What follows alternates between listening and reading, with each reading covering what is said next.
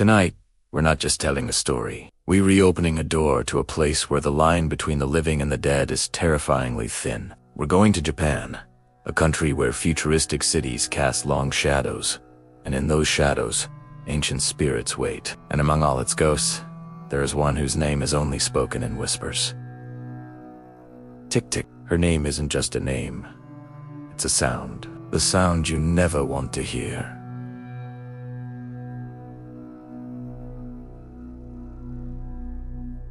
Tick, tick, tick, tick,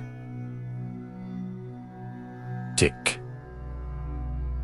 Imagine that, a dry, scraping noise echoing in the dead of night. That's the sound of her bony hands, her fingernails, clawing at the asphalt as she drags herself forward. Why is she dragging herself? Because Teke Teke doesn't have legs. The story begins, as many tragedies do, with an ordinary person. She was a schoolgirl, maybe just like you or someone you know. One evening, walking home, her path took her near the train tracks. What happened next is debated. Did she slip on the gravel, or was she pushed by cruel bullies? The details are lost to time, but the result was brutally clear. A train thundered past, and in a heartbeat, her world was torn in two. Her body was severed at the waist, a horrific, tragic end. But for her, it wasn't the end.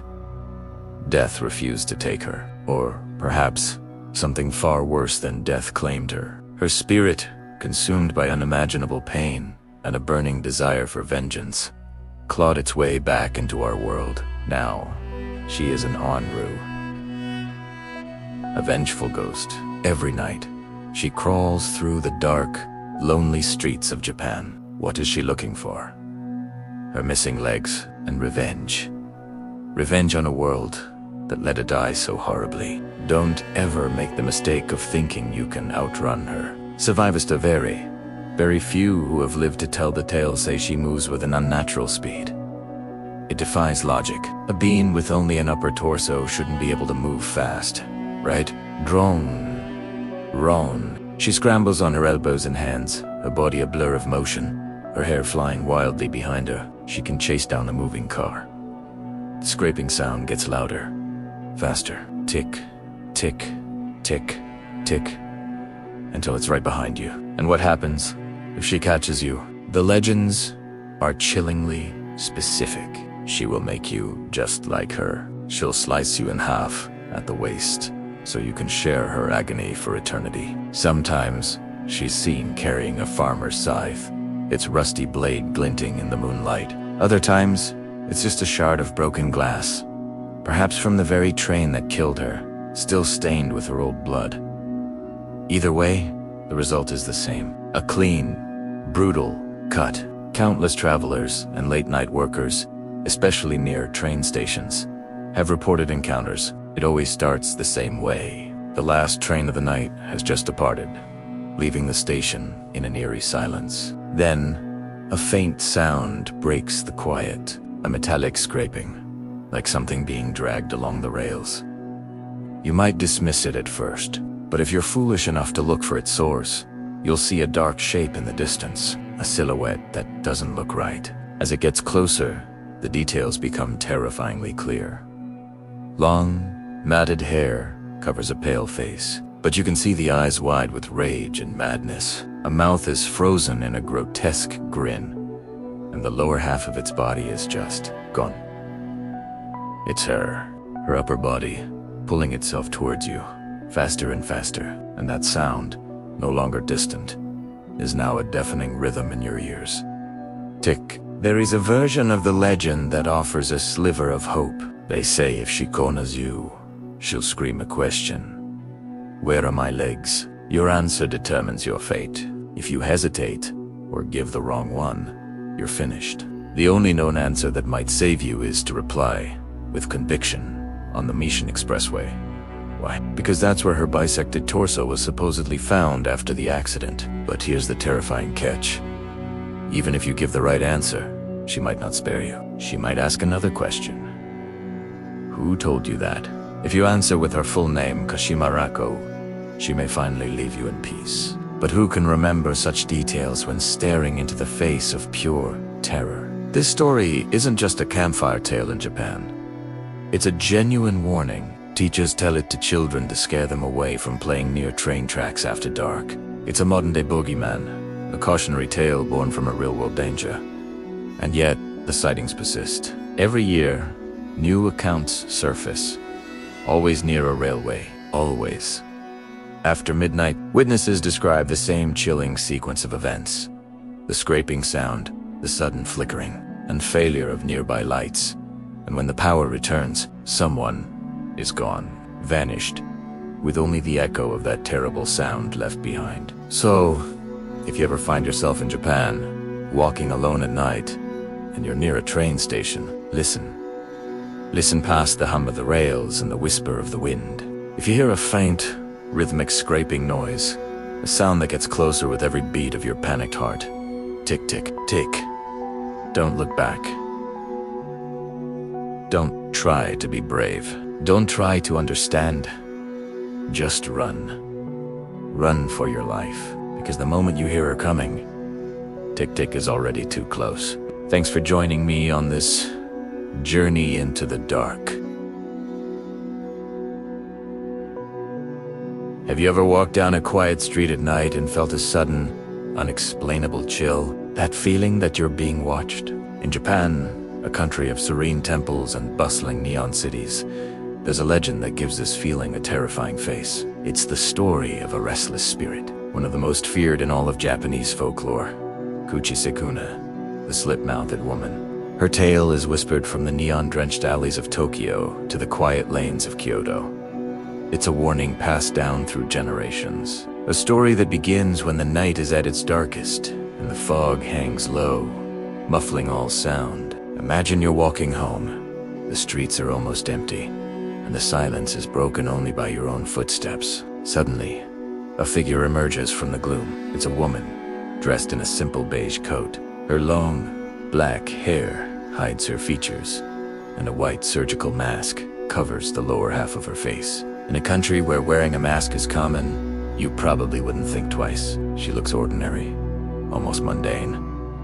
But then, she stops you. She blocks your path. And in a soft-muffled voice, she asks a single, simple question. Watashi, kairei. Am I beautiful? Your heart freezes. This is the moment where your life hangs by a thread. Every instinct screams at you to be careful. But what do you say? If you unswear no, the story goes that she reveals a pair of long, gleaming scissors, sometimes described as rusty and blood-stained, and with a single, swift motion, your life is over. Who's like that? No second chances. So, the obvious answer is yes, right? You tell her she's beautiful, hoping to appease her, hoping she just let you go. A sense of relief might wash over you for a split second. But then, she slowly, deliberately, reaches for her mask. She pulls it down, and what you see will be seared into your memory forever. Her mouth isn't a mouth at all. It's a grotesque, gaping wound. A smile carved from ear to ear, revealing rows of sharp teeth. Her skin is split wide open. Then, with blood dripping from her grin, her voice now a horrifying gurgle, she asks again, Cory Demo? How about now?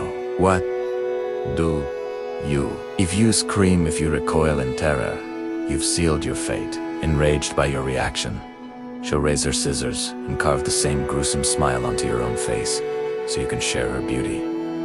If you try to run, it's useless. They say she's unnaturally fast, a phantom that can teleport. No matter how fast you sprint, no matter which corner you turn, she will reappear right in front of you, waiting. There is no outrunning Kuchisake-onna, so where did this horrifying apparition come from? Like many urban legends, her origin story has a few different versions, each more tragic and terrifying than the last. The most popular tale dates back to Japan's Heian period, over 1,000 years ago. She was said to be the stunningly beautiful wife of a proud and jealous samurai. She was vain, obsessed with her own looks, and perhaps a little too friendly with other men. One day, the samurai, consumed by a fit of rage and convinced she had been unfaithful, decided to make sure no one would ever find her beautiful again. He took his blade and slashed her mouth from ear to ear, screaming, "Now who will think you're beautiful?" Her life ended in agony and humiliation, but her spirit, her asterisk, Onru or vengeful ghost, could not rest. Cursed by her own vanity and her husband's cruelty, she was doomed to wander the earth, forever seeking validation for the beauty that was stolen from her. Her modern legend truly took hold in 1979. All across Japan, reports of sightings began to spread like wildfire. It started in Nagasaki Prefecture and quickly swept the nation. Panic set in. Children were the primary targets, often approached while walking home from school at dusk. Schools began sending students home in groups, escorted by teachers. Parents forbade their children from being out after dark.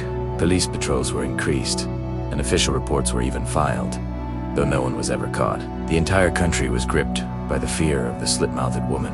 The hysteria was so intense that it became a genuine social phenomenon. People would see any woman in a coat and a mask and panic. Was it her? Was she waiting for them? The legend became a part of the national consciousness. Even after the panic subsided, the story of Kuchisake-onna never truly went away. She just faded back into the shadows, waiting. But is there any way to survive an encounter? Over the years, people have desperately tried to figure out a loophole, a way to escape her deadly question. They say brute force is useless. She's a spirit, and you can't fight a ghost. Running is impossible. But there are a few clever tricks that might just save your life. One method is to confuse her. Wense. ASX. Am I beautiful? Instead of saying yes or no, you give a non-committal, ambiguous answer. Something like, "You look average," or "You're so-so." This supposedly throws her into a state of confusion. Her curse is built on a simple binary: beautiful or not. An answer in the middle shorts or cuts her logic, giving you a precious few seconds to turn and run for your life. Another popular escape route involves distraction. Legend says she has a sweet tooth. If you have candy with you, particularly traditional hard candies known as asterisk, BKKO-aim asterisk, you can throw them at her feet or offer them to her. Overwhelmed by the offering, she might stoop to pick them up, giving you a chance to escape. It's a small window of opportunity, but it might be all you get. Some even say you can counter a question with one of your own by asking, "Am I beautiful?" Back at her, you can allegedly confuse her long enough to get away. It's a battle of wits against a centuries-old curse. The legend of Kuchisake-onna speaks to some of our deepest fears. The fear of strangers, the vulnerability of being alone at night, and the idea that beauty can be twisted into something monstrous. Her surgical mask, once a symbol of public health and consideration, becomes a veil for horror. She turns a normal, everyday object into a harbinger of doom. So, if you ever find yourself wandering the quiet streets of Japan after dark, and you see a lone woman in a trench coat and a surgical mask, be aware. Listen to the silence. If she stops and looks at you, and you hear that muffled question drift through the air, "Am I beautiful?" Remember the stories. Don't answer yes. Don't answer no. Maybe have some candy in your pocket, because once she asks, you've already been chosen, and you have only one chance to answer correctly.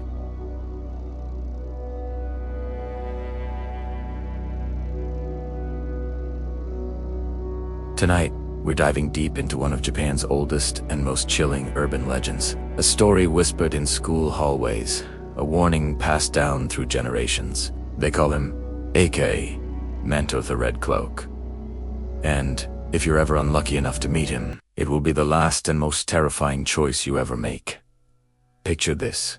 It's late at night. You're all alone in a quiet, empty school. The corridors are long and silent, swallowed by shadows. The only light comes from a dim, flickering bulb above the bathroom door. You push it open. Inside, everything just feels wrong. An unnatural cold hangs in the air, and the dripping of a leaky faucet echoes off the tiled walls like a ticking clock. Your eyes scan the row of stalls. The last one, it looks different. It seems to be shrouded in a darkness that the light can't touch. But when you've gotta go, you've gotta go. You ignore the knot of dread in your stomach and step inside, locking the door behind you. and that's when you hear it. A voice. It's soft, unnervingly calm, almost polite. It seems to come from nowhere and everywhere at once, whispering a simple, yet horrifying question. Do you want red paper or blue paper?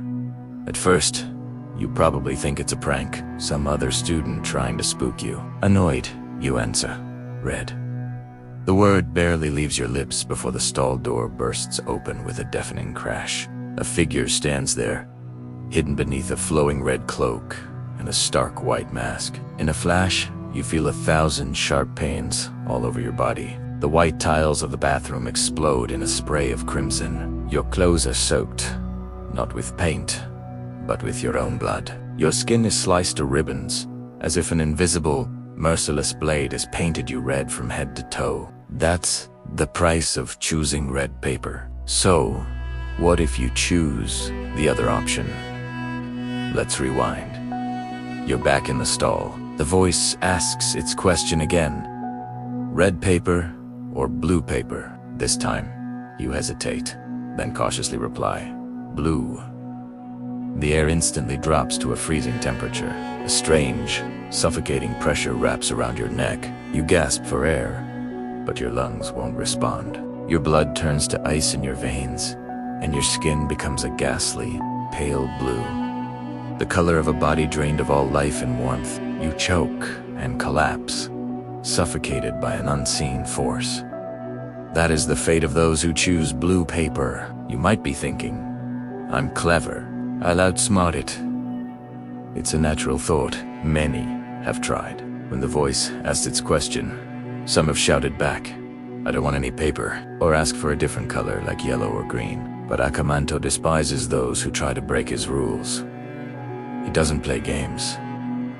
For those who refuse to choose or try to be witty, the outcome is even more mysterious and terrifying. The stall door is ripped from its hinges, and a pair of ghostly hands reach in, grabbing you. You're dragged down, screaming, into the darkness, into the floor itself, pulled away to a place no one has ever returned from. You simply disappear forever. So who or what is Aka? The legend says he always appears wearing his signature blood-red cloak and an eerie, blank white mask that completely hides his face. You never see what's underneath. He materializes behind you, standing just outside the stall door, a silent, menacing sentinel. The moment you hear his voice, it's already too late. He's there. He's chosen you. In schools all across Japan, this story serves as a genuine warning. Teachers tell their students, especially the younger ones, to never, ever use the last stall in a bathroom at night. And if they hear that dreadful question, red paper or blue paper, they know the danger they're in. Like all great legends, the story of Aka Manto has many different versions. Some say he was a handsome and popular student in life, so desired that he was constantly stalked and harassed, unable to find a moment of peace, even in the bathroom. He now hides his face behind a mask and haunts the place that gave him no privacy. Another popular theory claims he was a twisted serial killer who met his end in that very stall, and his spirit is now trapped, forced to repeat his gruesome acts for eternity. Others believe he is a vengeful spirit, a yurei, born from the deep shame and despair of someone who took their own life in that bathroom. But no matter which origin story you hear, one terrifying detail never changes. The choice. Red means a violent, bloody death. Blue means a slow, cold suffocation. Trying to outsmart him leads to an unknown, arguably worse fate. There is no right answer. There is no escape. The game is rigged from the start. So, here's the takeaway. The next time you find yourself alone in a public restroom, maybe late at night at a quiet rest stop, or in the basement level of an old library, if the lights start to flicker and you feel a sudden, inexplicable chill run down your spine, a feeling that you're not alone, if a quiet voice whispers from the other side of the door, asking you to make a choice between red and blue, what do you do? The legends offer one sliver of a chance, one desperate piece of advice. Do not answer. Do not move. Don't even breathe. Just shut your eyes as tightly as you can and pray. pray that your silence is interpreted as ignorance. Pray that he gets bored and decides to leave. Because once Aka Manto offers you the paper, it means he's already standing right there, just inches away, on the other side of that door, waiting for your answer. Thank you so much for joining me on this journey into one of Japan's most famous ghost stories. If you enjoy exploring the dark and mysterious, make sure to hit that like button and subscribe for more tales from the shadows. Stay safe out there, and maybe avoid the last stall.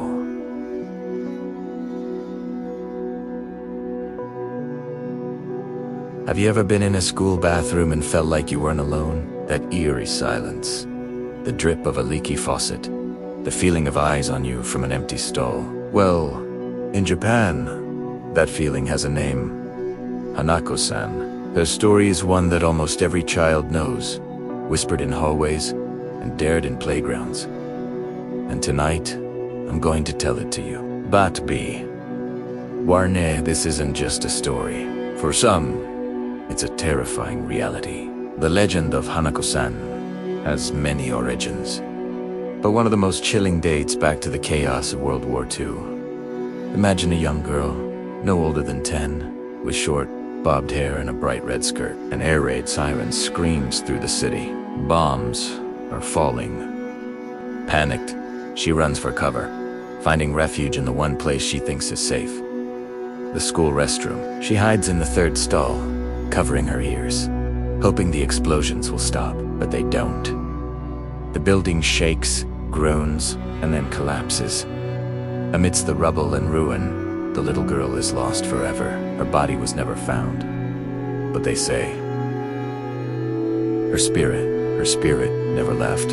Ever since, strange and unsettling events have been reported in schools all across Japan. It's almost always the same. A student hears a faint giggle from an empty bathroom. Doors lock and unlock on their own. Objects move, and then there are the whispers. Whispers of a little girl, forever trapped, forever waiting in the third stall on the third floor. They say if you're brave enough, or perhaps foolish enough, you can summon her.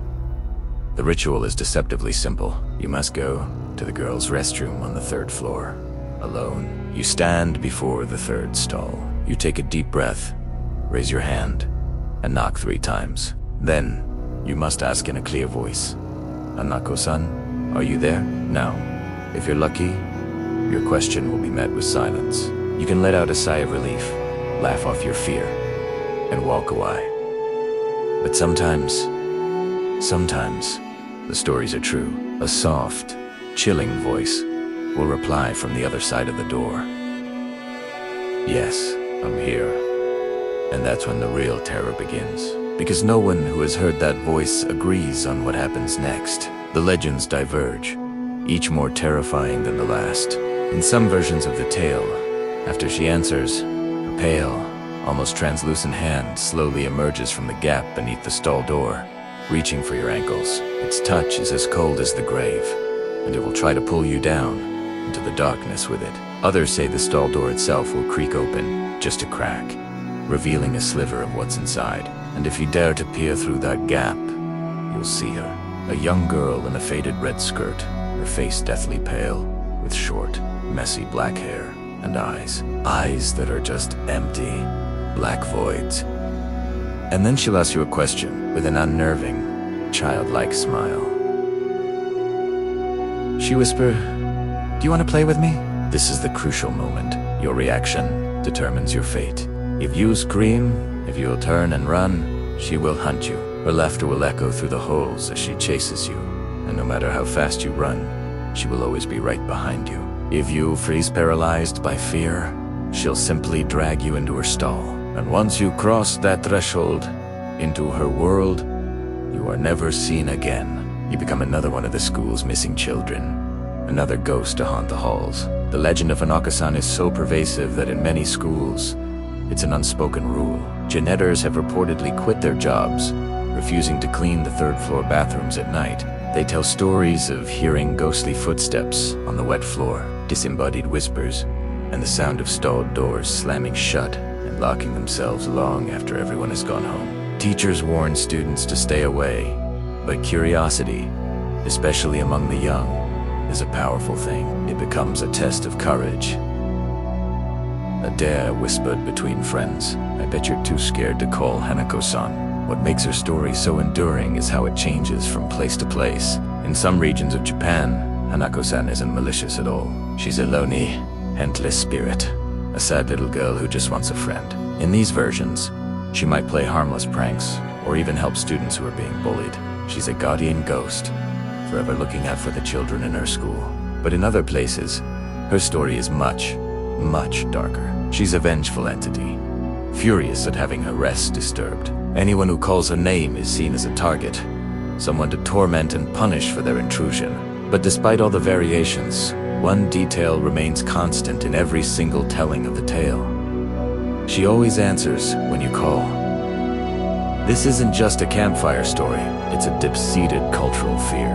The school, a place of learning and safety, becomes a place of potential danger. The bathroom, a private and vulnerable space, becomes the lair of a supernatural entity. It taps into our most basic childhood fears: the dark, being alone, and the unknown that lurks just behind a closed door. So, the next time you find yourself walking through an empty school after hours, and you hear a strange noise echoing from down the hall, think twice. If you pass a restroom and feel a sudden, inexplicable chill run down your spine, just keep walking. Don't let your curiosity get the better of you. Don't approach the third stall.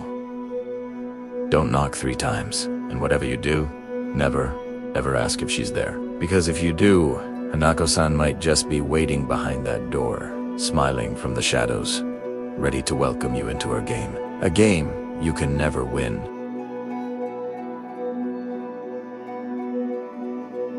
Have you ever heard of a poem that can kill you? Not with its words, but with the very act of speaking them. This isn't just a story. It's a legend that has haunted Japan for a century. They call it Tomino's Hell. And the warning is simple: read, be delude, and you will face a terrible fate. The story starts back in 1919 with a poet named Sayu Yaso. He published a collection of poems, and hidden within it was a piece titled Tomino's Hell. On the surface, it was just ink on paper. But soon, whispers began to spread. People who dared to recite its verses started to disappear or meet with horrific accidents. The poem, once considered art, became a curse. So, who was Tomino? The truth is lost to time, buried under layers of folklore and fear. Some legends paint him as a child, burdened by a sin so great that his punishment followed him into the afterlife. Others say he was an innocent soul who died tragically, and the poem is a window into his eternal suffering. The verses themselves are a harrowing journey. They describe Tomino's descent into a personal hell, a world of endless torment.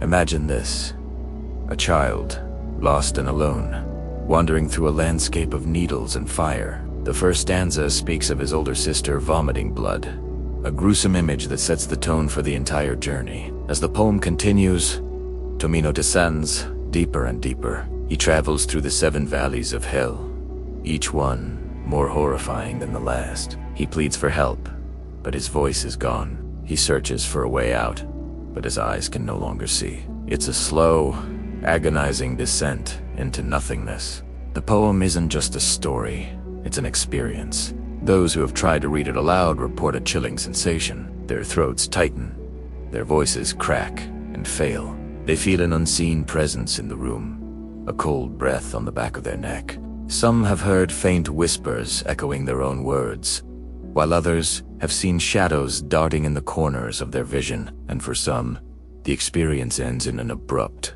terrifying silence. This is the core of the curse. You can read the words silently in your mind. You can study them, analyze them, and remain perfectly safe. But the moment you give them a voice, the moment you speak them out loud, you are issuing an invitation for Tomino to find you, an invitation to share his suffering. You are essentially opening a door and calling out to whatever lurks on the other side. Over the years, many have tried to test this legend, often with disastrous results. There are infamous stories of radio broadcasters and early internet streamers who, driven by skepticism or a thirst for fame, decided to read Tomino's Hell live on air. The recordings that survive are terrifying. You can hear their confident voices begin to waver, replaced by gasps and stutters. Then, an unnatural silence. In the video recordings, their faces are said to twist in pure, unadulterated fear before the feed cuts out.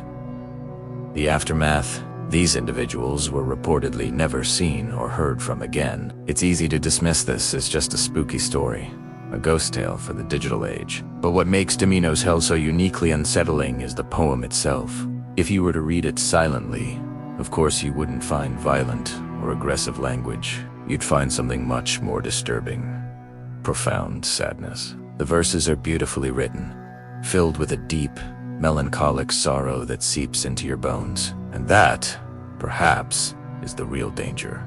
The poem isn't an attack. It's a lament. It's a cry of pure, undiluted grief that resonates with something ancient and dark. Some theorists believe the poem isn't a curse at all, but a key forged from a child's pain, capable of unlocking a gateway to the afterlife. And on the other side of that gate, Tomino is waiting. He waits patiently for anyone foolish enough or sad enough to speak his name and join him in his endless walk. Think about it.